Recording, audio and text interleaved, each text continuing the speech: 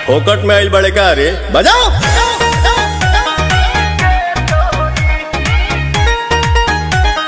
तो पवन सिंह और श्वेता मेहरा की खूबसूरत धमाकेदार जोड़ी का टीजर आ चुका है आदित्य फिल्म से। आई होप कि आप सभी ने देख ही लिया होगा, नहीं देखे होंगे तो जाके जरूर देखिए।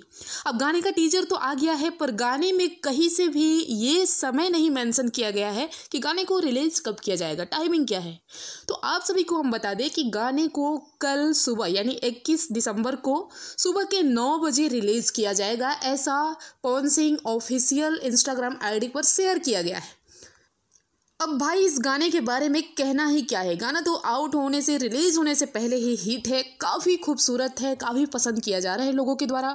और श्वेता मेहरा और पवन सिंह की जोड़ी कुछ अलग अंदाज में इसमें देख रही है।